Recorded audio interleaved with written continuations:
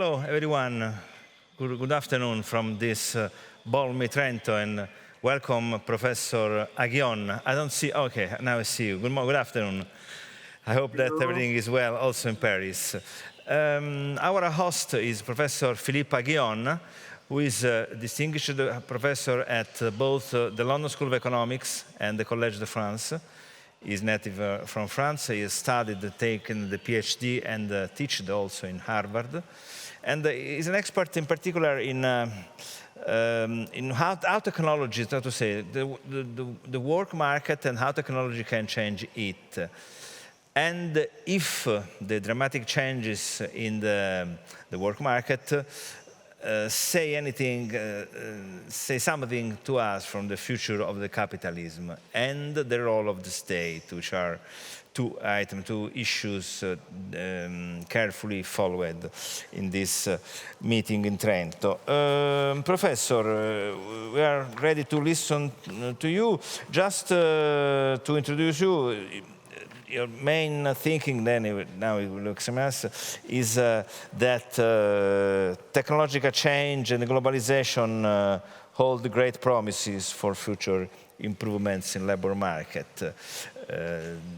The title itself of your book, The Power of Creative Destructions, indicates that the technology creates more jobs than it destroys.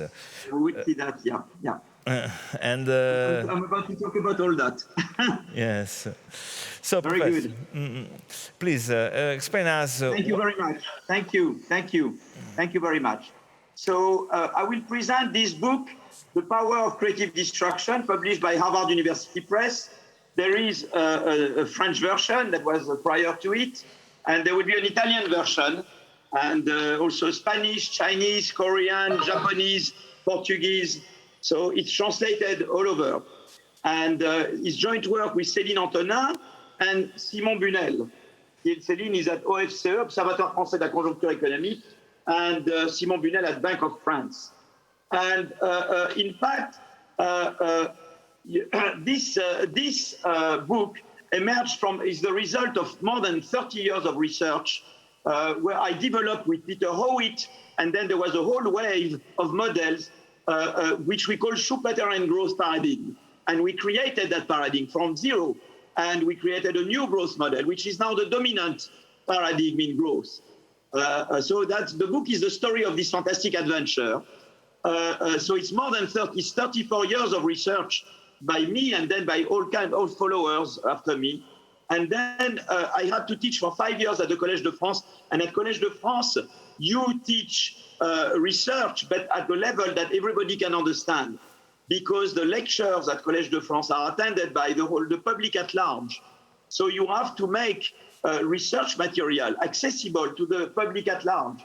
And that's how we accumulated during 5 years of lectures at Collège de France, whole amount of material, which then we turn into a book. And that's how this book is so light, okay? And so this book is about making public the research produced collectively over the past 34 years to operationalize Schumpeter's notion of creative destruction. Now, what is creative destruction?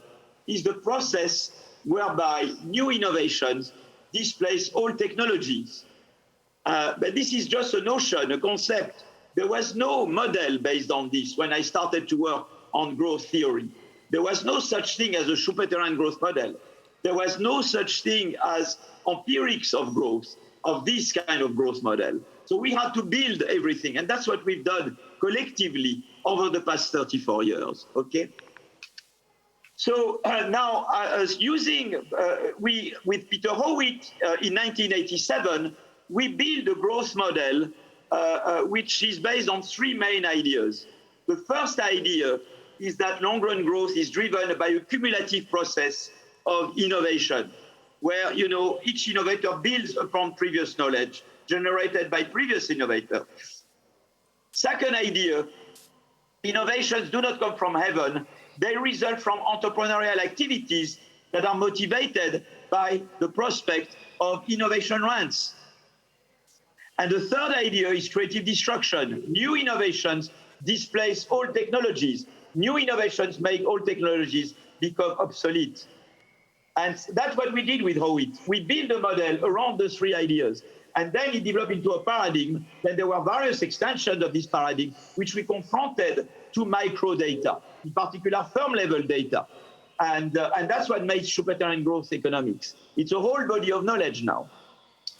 So now, at the heart of growth through creative destruction, there is a contradiction. On the one hand, the innovator needs to be motivated by the prospect of innovation rents. That's why you do R&D, because you will get rents, temporary monopoly rents if you innovate. But on the other hand, those rents can be used ex post by today's innovators to prevent future innovations and block new entry. Why? Because there is creative destruction. So if I am the current innovator, I don't want to be superseded by subsequent innovators. So I'm very tempted to use my rents to block new entry, to block new innovation. And regulating capitalism is, first of all, about how to manage this contradiction. On the one hand, you need to provide rents to innovators. On the other hand, you want to make sure they don't use them to prevent subsequent innovation and entry. And the whole book is about this contradiction. This contradiction runs through the whole book. That's the unit of the book, is this contradiction. Now, Schumpeter himself was deeply pessimistic about the future of capitalism because Schumpeter's view is that the first innovators would turn into conglomerates and that the conglomerates would block successfully new entry and new innovation. And there is a lot of Schumpeter's prediction going on. But things is not as bad as Schumpeter thought. Capitalism remained. It kept being prosperous. Schumpeter thought capitalism was doomed. And is not as much doomed as Schumpeter thought. And in fact, we will explain in this book, we explain why Schumpeter's pessimistic prophecy did not come true. We replace his pessimism by what we call an optimism of the will, a fighting optimism. And I will get back to that recursively when I present. So now creative destruction is not just a concept. Creative destruction is a reality. The first way to measure creative destruction is through the flow of patents. So here is work by Aksigit, Grigsby, and Nicholas, where they show that US states that patent most on average per year are also US states that have higher rate of per capita GDP on average over the 20th century. So patenting rate is a way to measure creative destruction, is the flow of new innovation. So not all of them are patented, but patents is one way to capture creative destruction. And you see a positive correlation between this measure of creative destruction and per capita GDP growth. But there is another way to measure creative destruction, is by job creation, job destruction, or by firm creation, firm destruction. And that measure also, which is more due to Davis, Holty-Wanger, is also positively correlated with the growth of per capita GDP. So you see, you have several ways to measure creative destruction, but they are all very much related to one another. And they are all positively correlated with per capita GDP growth. Now, what we do in the book is to use the lens of creative destruction and of the paradigm that I outlined above to do three things. First is to revisit some main enigmas of the history of economic growth. Second is to question some common wisdoms about policy. Wrong ideas about that policymakers may put forward. And the third thing we do is to rethink the future of capitalism. So let me talk about those three aspects of the book in turn. Some historical enigmas. The first historical enigma is the industrial takeoff. If you look at per capita GDP worldwide, you see that there is not much going on until 1820. And in 1820, you have what we call the takeoff of world growth. And the takeoff is only 200 years old, whereas human history is much, much older than 200 years, obviously. And growth is as a sustained phenomenon, is a very recent phenomenon. And it occurred first in Europe in 1820. And the big enigma is why not in China in the Middle Age, when China had many inventions. China invented the wheel, China invented the compass, many other inventions came from China, but the takeoff did not occur in China. And why is that it was in Europe? And there, Joel Mokyr is the reference. Joel Mokyr tells you, and the answer of Joel Mokyr surprisingly well fits the Schumpeterian growth paradigm. Wauquiez tells you first that what was crucial is to have cumulative innovation process. Why? And how was that possible in Europe particularly? Because you had universities developing, because you had the printing that had occurred before, but also because you had the encyclopedia. With Diderot and the Encyclopedia Britannica, you had a way to codify knowledge, and codifying knowledge would make it much easier for subsequent innovators to build on previous knowledge. So the openness and the codification of knowledge make the number one point possible, okay, in Europe particularly. The second aspect is protection of property rights. You want to make sure that if you innovate, the benefits from your innovation will not be expropriated. Why could that be the case in Britain? Because they had the Glorious Revolution. And in France, they had the French Revolution subsequent. That led to setting up a system of protection of property rights, which favored innovative activities. And the third one is creative destruction. New innovation displaces for technology. In China, the problem is that whenever you would have a new inventor in China, they would be barred by the emperor, because the emperor was afraid that innovators would become too powerful and would contest his power. So they could never develop anything from their innovation, from their inventions. Whereas in Europe, if you persecute a scientist in France, the scientist could move to Prussia or to England and there develop his innovation or her innovation. And the competition between European countries helped the creative destruction continue and take place in Europe. You see, so that's very interesting that you see to explain the enigma of takeoff. It's very much the Schumpeterian paradigm. The neoclassical paradigm has nothing to say about the takeoff, absolutely nothing to say. Okay, so the second enigma is the technological waves and their effects on employment. For example, here you have the per capita, the TFP of the US is this dotted line. That's this summit here is the electricity wave. Before you had the steam engine wave, and here you have the IT wave. What's very interesting is first that you have a delay between the invention of the bulb and the true electricity wave. Because in fact, you see, those are general purpose technologies. They take time to diffuse because there is a lot of resistance to make them adapted to the various sectors of the economy. That explains the delay in the diffusion of the general purpose technologies like steam engine or electricity or IT. But also it takes time to diffuse from US to Europe and Japan. Again, institutional considerations are important to explain, and the resistance of incumbents are crucial to explain why you have the delays. Another enigma with the waves is that never they led to mass unemployment. You had the Luddite movement when you had the steam engine revolution, because there were fear by workers in England that the steam engine machines would make labor force redundant.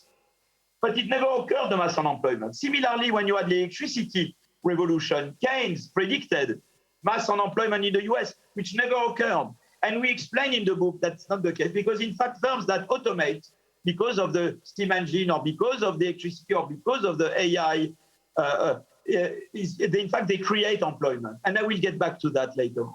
So that the whole enigma of the waves is very much in the Schumpeterian thing. Another enigma is secular stagnation. You see here, I represent the average annual TFP growth in the US. That's the average over 1950, 1995. That's the average over 1996, 2005, and since 2006. And you see that growth was boosted in the US between 95 2005, but then declined sharply since then. And the enigma is, why did it decline so sharply despite the IT and artificial intelligence revolution? And what we explained there is that, in fact, with the IT revolution, you had the GAFAMs, the FAMANGs, you know, Facebook, Microsoft, Google, Amazon, Walmart. Those guys spread out, and they were very productive. So that boosted growth initially. But then when they spread to all sectors of the economy, they inhibited innovation by the newcomers. So again, you get the Schumpeter fear that yesterday's innovators, in that case the big superstar firms, make the innovation of the others difficult. And we argue in the book that a way to avert this problem, to put an end to the decline, is to reform competition policy. In the US, to have competition policy, which is much more driven, adapted to the digital era, and very much driven to not preventing future innovations and entry. And we believe that if you fight lobbying and you reform competition policy in the US, you can prevent this decline. You can put an end to the decline. So you see, again, there is Schumpeter sphere, but you can fight against it because you can act on competition policy and on anti-lobbying policy. Another enigma is the middle income trap. Argentina was growing about the same rate of GDP per capita of growth as US between 1870 and 1930. The per capita GDP growth of Argentina was essentially the same as that of the US. And since then, Argentina grows slower, has slowed down.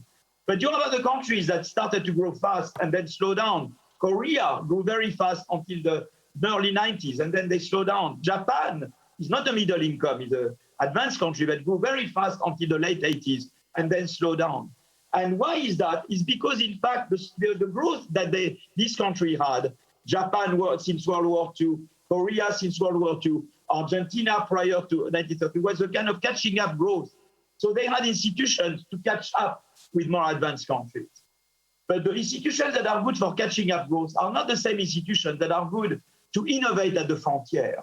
And to innovate at the frontier, you need much more competition and entry. And the problem is that during the catching up period, conglomerates, is exactly the fear of Schumpeter, conglomerates developed. In Korea, you call them chobals. In Japan, you call them keretsus. These conglomerates grew up very much, and they prevented not only entry of new firms, but also the necessary move of policy from imitation-based policy, imitation-enhancing institutions and policies, into innovation-enhancing institutions and policies. You see, for example, the shift towards more competition was, in fact, prevented by these conglomerates. So that's, again, this Schumpeter prediction. Very interestingly, in Korea, when they had the financial crisis in the late 90s, it had a good aspect of it. It weakened the conglomerates in Korea. And because of that, it made entry of new firms easier.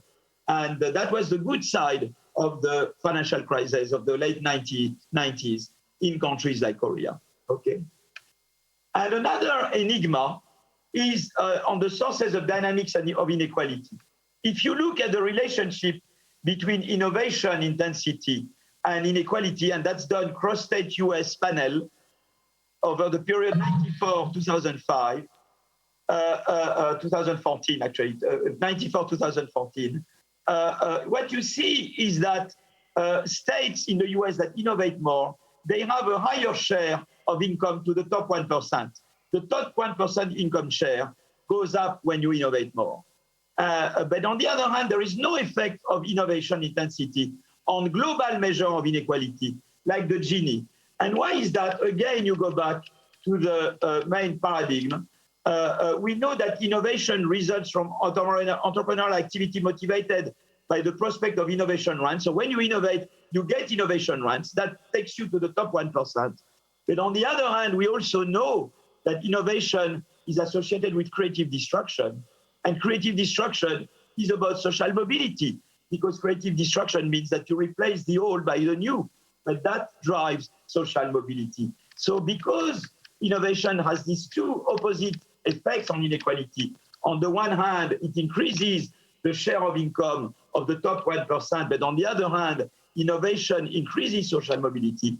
The effect of innovation on global inequality, on the Gini, for example, is not there. You don't have an effect. So innovation is a good source of top income inequality because it generates growth, it generates also social mobility, and it does not increase global inequality. That's very different from lobbying. Lobbying and entry barriers, they increase top income inequality, but they also reduce growth because they prevent new entry, new innovation. And they reduce social mobility because they prevent creative destruction. And as a result, lobbying is bad for growth, is bad for social mobility, and it increases both top income inequality and global inequality. So you don't want the lobbying, but you want the innovation. And where I say, Carlos, you want Steve Jobs, not Carlos Slim. Carlos Slim is a rich Mexican that became rich because he has a Telecom de Mexico, which is an unregulated monopoly supported by the government. That, you know, is not a good way to get top income. Whereas Steve Jobs got top income because he innovated. So you have very much, my big difference with Thomas Piketty is that in Thomas Piketty's world, there is no distinction between the top income generated by innovation and the top income generated by lobbying and entry barriers. And the two are very different. And they have very different effect on global inequality. Okay, so that's my part on, that's the part on big enigmas of history that you can explain through the paradigm. By the way, you could say, well, should you worry about the top 1% income? Yes, you should. Not that you should prevent people from being rich, but you don't want the rich to use their wealth to prevent future innovation. But for that, progressive taxation is one way, but another way is competition policy. So it's not that I am against rich people. I think in Sweden, you have rich people. Mr. Skype is rich, Mr. Wallenberg is rich, but they cannot prevent competition. They cannot prevent new entry, new innovation. They cannot buy out the political system. So once you have all these safeguards, it's fine to have rich people, but you want to make sure they don't use their wealth to prevent new entry and new innovation. Okay, let me question some common wisdom. 1 minute of drinking. Okay, Professor. So the second thing the book does is to question common wisdoms and bad policies, you know, for reforms. So one bad idea is taxing robots protects employment. That's not true, actually. What we find we did a study on the comprehensive set of French plants and French firms. We show in recent work with my co-authors of this book, plus Xavier Jaravel from London School of Economics, that firms that automate, they create employment. Now you will ask, how come? Because machines should replace manpower. How come they create employment? Because you see, when you automate, you become more productive. When you become more productive, you can, in fact, increase your market share worldwide. And because you increase your market share worldwide, you increase the demand for your product, and therefore you demand more employment. So this productivity effect, in fact, turns out to more than compensate for the direct substitution effect of manpower by machines. And in fact, you can see that firms that automate, their export price goes down, and you can see that their sales goes up. When you automate, your sales jump up. Taxing robots would be a very bad idea because you would prevent firms from automating, thereby increasing their sales and thereby increasing employment. So it's a very bad idea to tax robots. First bad idea, to kill. Second bad idea, second idea, not an idea to kill. Taxation is the only instrument to make growth more inclusive. I believe very much in taxation. I am completely pro-Biden. I think Biden is right to do what he does.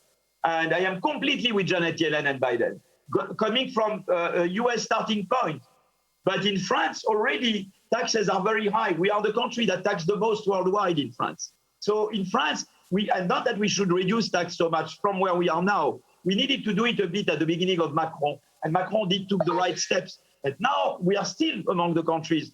It's not the country that taxes the most, and we should stop there, because if you overtax, you discourage innovation. And as I showed, innovation generates social mobility and growth. So we would shoot ourselves in the feet if we overtax. We need taxation, though, because you need taxation to finance education.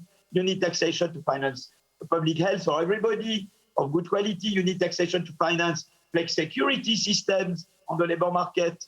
You need taxation to finance industrial policy. So we need taxation, and we need progressive taxation. So I'm very much Scandinavian regarding taxation.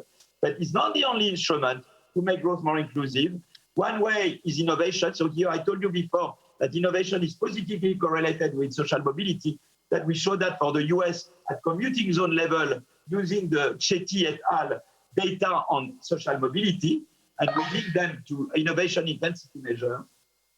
So you need innovation because innovation generates social mobility because of creative destruction, but also because innovating firms create more what we call good jobs. A good job is a job that pays better, and it's a job that provides workers with more positive wage profiles, more steeper wage profile, you see? And you see here the continuous line is the wage profile of a worker in an innovative firm, a non-educated worker in an innovative firm, compared to the non-educated worker in a non-innovative firm, which is the dotted line. And you see that the innovative firm pays better and gives steeper wage profile and career prospects. You see what I mean? So you want the killing innovation will be killing creative destruction and these innovative firms that provide good jobs. So it will be bad for social mobility.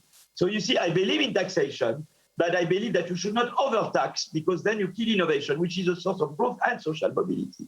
And besides taxation, there is competition policy. I told you how you want to neutralize the superstar firms through competition policy. That's very important tool. Also, financing of political campaigns. In the US, firms can finance politicians without limits. That gives a big advantage to the rich incumbents. You don't want that. So you have to strongly regulate the financing of political campaigns, which we do in Europe.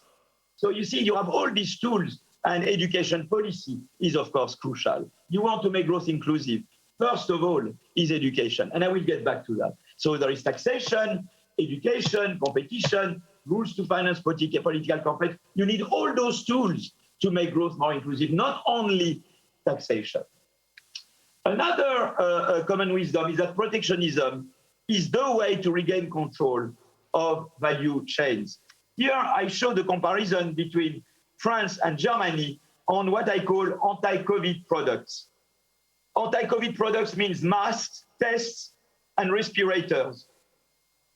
In the early 2000s, Germany is the dark curves, and France is the gray curve. And the triangles are exports, and the circles are imports. You see that in early 2000, France and Germany Germany was slightly above France, but not much. But see, now Germany is a much bigger exporter of masks, tests, and respirators, and is also an importer, and it's a net exporter, whereas France stagnated and is not a net exporter. But Germany improved a lot over France, not because they put tariff barriers, it's because they innovated and industrialized.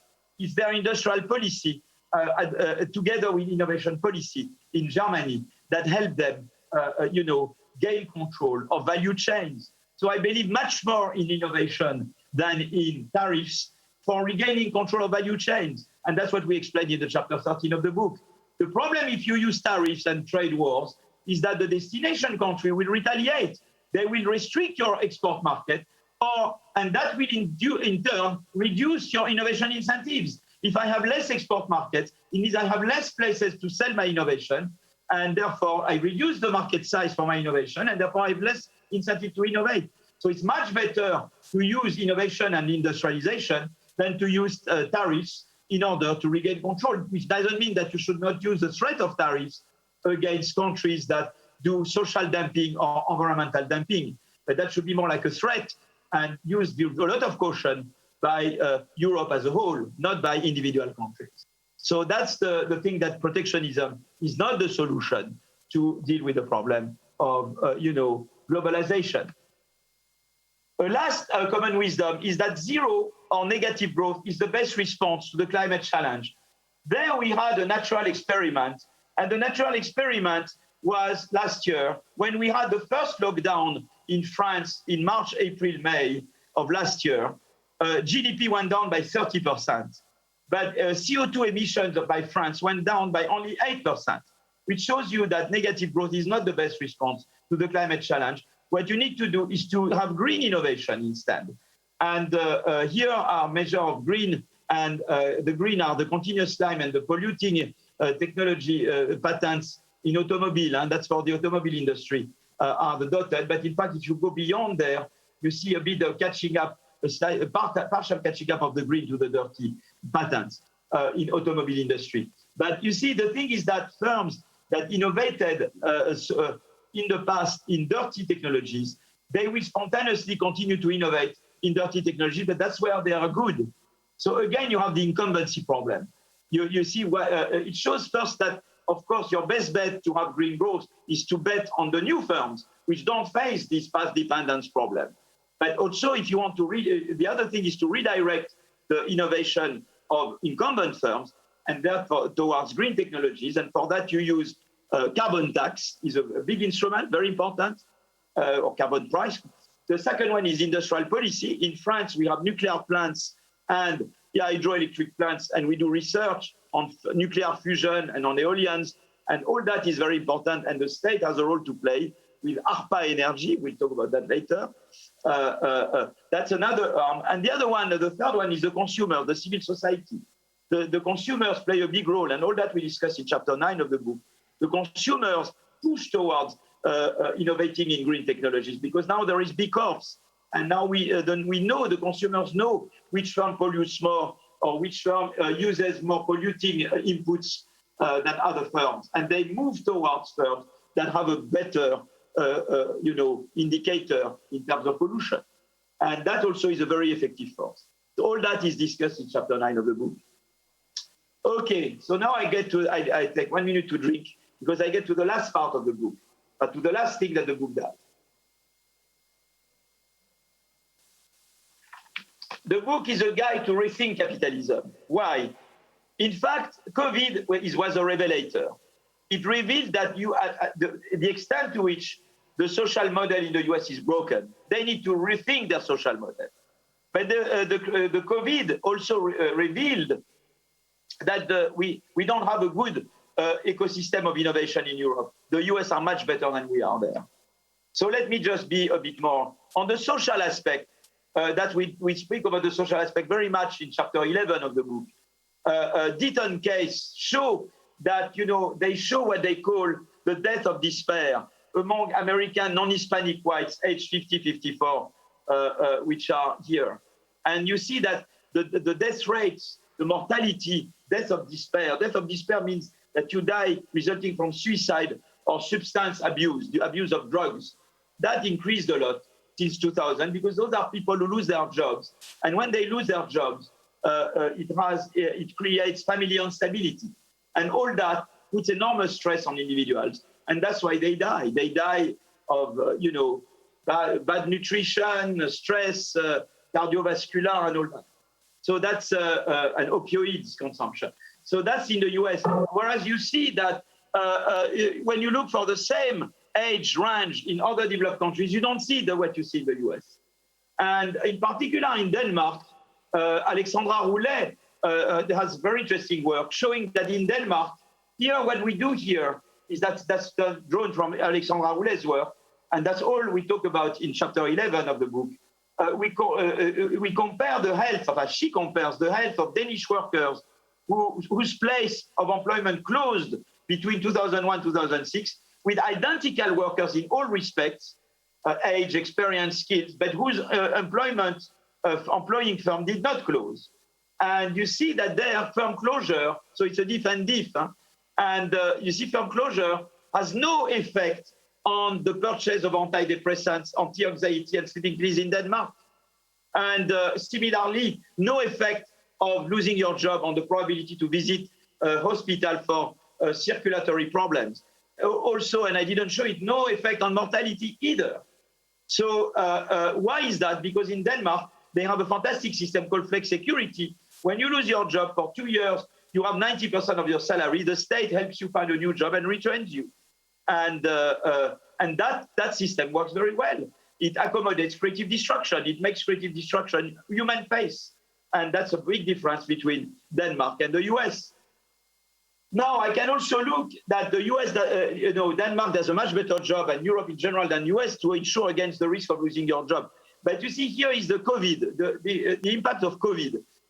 When you had the COVID crisis, unemployment increased a lot in the US. Now it's going down, but it increased a lot. But when it increased, a number of people lost their health insurance.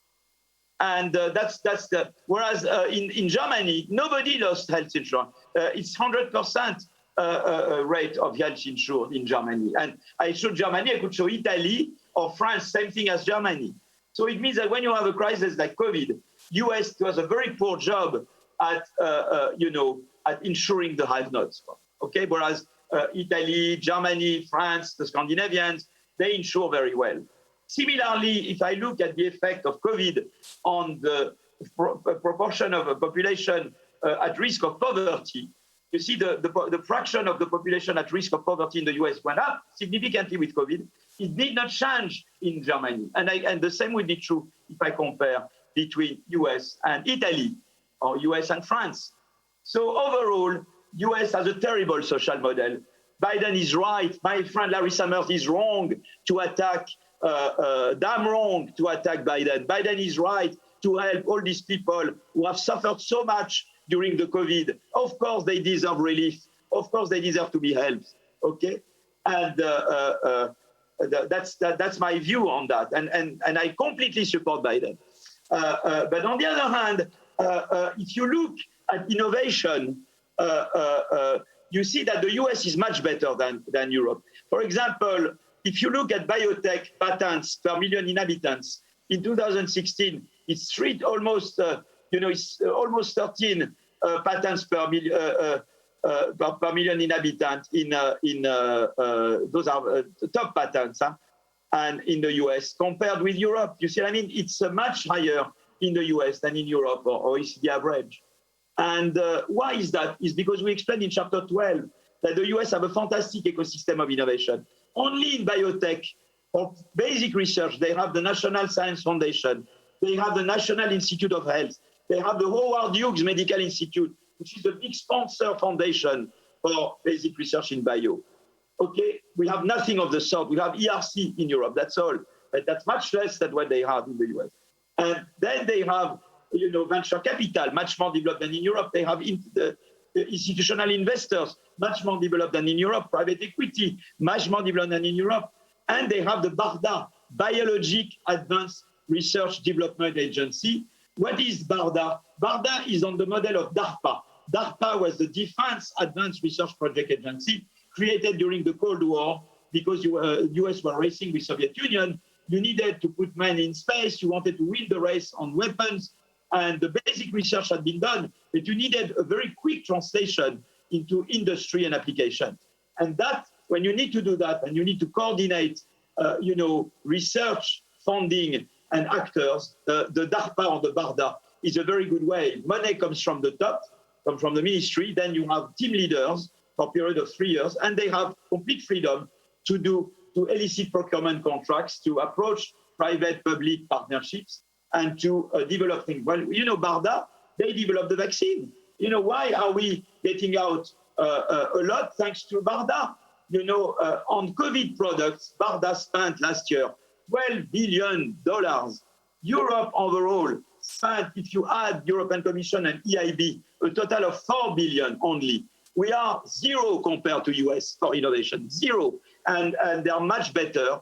And what we should do is to create a European BARDA. I know there is the HERA, H-E-R-A project. I hope it will become a BARDA, but we are still very far from it. If we didn't have BARDA, we will not get out of these pandemics. We owe a lot to them. And there it was to transform the ARN messenger technology, which was already there from basic research, into mass production of ARN messenger-based vaccines in less than a year. Only BARDA could do it. And we didn't have the equivalent of BARDA in Europe, okay?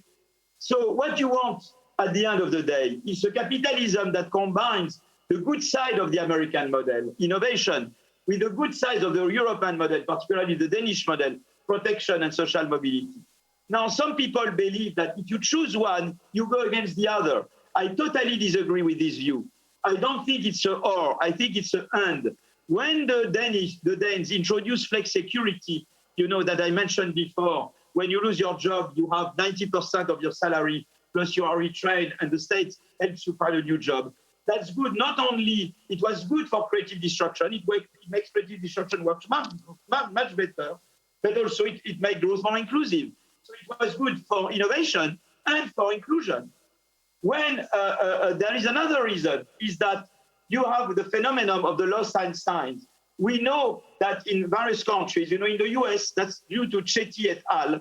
Here, it's the probability of inventing as a function of parental income. And we see that children whose parents are in the higher income bracket, they are much more likely to invent. It's true also in the US historically. That's work by Axigit and co-authors. That's work by Bell, Chetty and co-authors. And we did the same for Finland. It's also true for Finland, which is more surprising.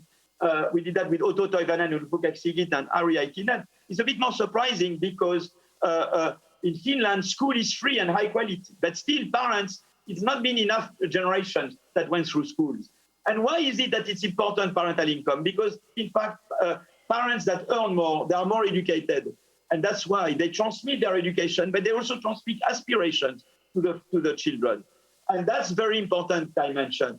So when you see these curves, it means that somehow you need to invest in education. Why? Because if you don't, you have many children who are intelligent, but because they were born to families which didn't have the access to knowing about the awareness of innovation possibilities or the human capital, because your parents didn't have that, you are smart, but you don't become an Einstein. You are what we call a lost Einstein. So if you have broader and better quality education, it's good for growth because you will have more people who can innovate. You will increase the pool of potential innovators, but it's also good for inclusiveness for obvious reasons, because it means that more people can share the revenues from innovation. So you see, I don't see the American and Danish model as being exclusive.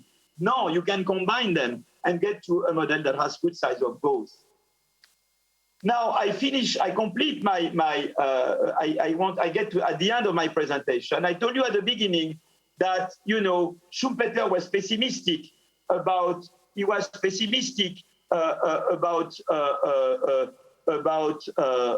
that innovators would turn into conglomerates that would prevent subsequent innovation. And in fact, what makes that not happen is because, in fact, you don't have only firms, you have the state. Alors now you could say, well, the state, the executive power could collude with the incumbent firms to prevent future innovation. It's true. But one thing that you can have is that you have the separation of power that Montesquieu thought about, and you have the judiciary and the legislative that can put some control, some checks and balances on the executive to try and reduce the scope for such collusion between firms and executive power. So that's one layer. We discussed that in chapter 15. But also it's important the civil society, because without the civil society, you see, the problem is that the Constitution, even if it's very sophisticated, it's an incomplete contract. My work with Alesina Trebi and with Bolton showed how much the Constitution is an incomplete contract, and it's very hard to enforce. And civil society is there to make sure that you enforce this contract. And that's why you need the triangle: firms that innovate, the state that has the rules, the regulation, but also the civil society that makes sure that the regulations are enforced and that this collusion between firms and state does not occur and block the system. You see what I mean?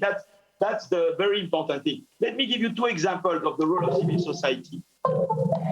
One is the civil rights in the US. When you had the Civil War in the US, after the Civil War, the US Constitution was amended to guarantee equal rights to all races. So they introduced the 15th Amendment that gave African Americans the right to vote. Yet many states in the South use poll taxes or unfairly implemented literacy tests to effectively disenfranchise African Americans. And it took the Civil Rights Movement and a lot of bloodshed to get the Voting Rights Act of 1965 by the Supreme Court banning literacy tests, you see? And that's how the civil society made, the 15th Amendment, which was there, but not enforced, eventually enforced. Another example is France. De Gaulle had this constitution in 1958 where you could seize the constitutional court if you think that the law is unconstitutional. The problem is that only the head of parliament could seize the constitutional court. So then Giscard d'Estaing in 1974 extended that right to seize the constitutional court to any group of 60 MPs from the opposition or anywhere, you see? And that, since then, many times has the constitutional court been seized to discuss the constitutionality of laws. But the thing that Giscard did, it was following the 68 movement, you see? So that's what happened. And so the civil rights movement of the May 68 played a big role in making the constitution of 58 truly democratic in its implementation, which it was not prior to 1968. So that's the outline of the book: paradigm, takeoff, enigma, waves, enigma, competition and growth. What's the relationship between competition and innovation?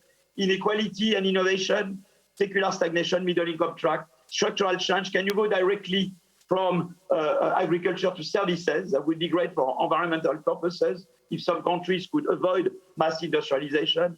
Green innovation, chapter 9.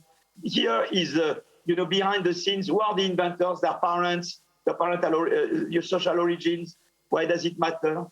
Here we talk about, flex security, and we contrast Denmark and US.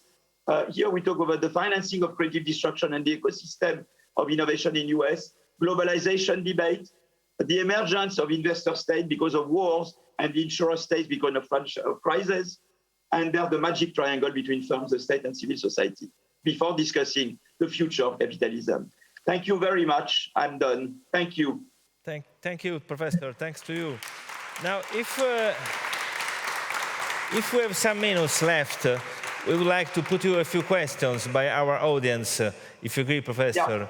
Yeah. Yes. Please take the podium. Take on your mask and feel free to put the question in Italian or in English as well.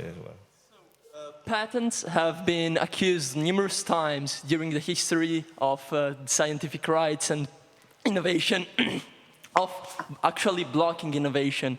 There is this famous example of Watt's patent blocking the research on steam engine until the 1800s. And then more recently, we have the work of scholars like Michael Scheller and Rebecca Heisenberg that analyzed the specific type of coordination breakdown in the patent system, especially in the US and in the biotech sector, where a single resource has different and diverse rights holders that block each other from having data to study and so on, and thus preventing this biotech knowledge to have socially desirable outcomes. For example, genetically modified organisms. And then we have the, speaking strictly politically, the recent proposal of President Biden to block the patents on COVID vaccine. I was wondering, what is your view on this proposal of reform and change in the patent system, and if you think that these could block the monopoly of the innovators that terrified Schumpeter? Very comprehensive question. Thank you very much. I think the optimal is neither 0 nor 1. I don't think everything should be patented. Theorem you would not patent. Basic research should not be patented. We discussed a lot in chapter 10 the limits of patenting, and why particularly for basic research it's very important to have openness and freedom. And that's why where the patent system can be very detrimental. So I agree with you that I would not patent everywhere. I agree with you that you can improve the patent system. And there are other ways to protect than patenting. But I don't believe that the optimum is no patent at all. You need patents still. You need protection of property rights. And we show, in fact, that you have complementarity between patent protection and competition. Competition is more growth enhancing, is more innovation enhancing in countries where you have better protection of property rights through intellectual property through patenting. So you see, you need smart patenting. Neither, basic research should not be patented, should be open. And the Heisenberg problem, rises a lot there. On the other hand, I don't think that you should eliminate patents completely, because you need to reward innovators, particularly in more applied stages of the research process. So I think it's neither 0 nor 1. I think the solution is interior. And you can also improve the patent system for sure. On the Biden proposal, I think you have the trade-off between compensating inventors, because if you don't compensate them, you discourage invention, and diffusing innovation. Michael Kramer, who got the Nobel Prize 2 years ago, had a very interesting paper in 1996, where he said that for malaria, you could imagine states repurchasing innovation from the innovators using auctions where they would apply a social markup on the price that emerges from the auction, and then diffuse the innovation. I don't know, that was a very good idea. I don't know, it can apply to some sectors, maybe pharmaceuticals, not the same in other sectors. But I think that one can be creative to strike the right balance between the need to protect the inventor, because otherwise they don't invent. If they anticipate they will be expropriated, to discourage innovation. And on the other hand, to diffuse the innovation. And that's where I think you need to be creative. And you need to take both into account. Thanks a lot for the comprehensive response. Thank you. Any other question? You're welcome. Can I put a question, Professor, in the meantime, while we wait for... Oh, yeah, of course. There is a great debate going on about, you mentioned the taxes among the crucial components, ingredients of the growth. Now there is a discussion about the proposal by President Biden and Treasury Secretary Janet Yellen for a global minimum tax. What do you think about it? I'm completely in favor. They're absolutely right. I'm totally Biden-Yellen, totally. And I am against anybody who criticizes them. Okay? I think they're absolutely right. You need to have minimum taxation everywhere, because otherwise you have tax havens. And it's very bad to have tax havens. I think they are totally right to push this agenda. And I'm totally with them. Because I think, as much as I think that overtaxing capital and firms is bad for innovation, undertaxing is also bad.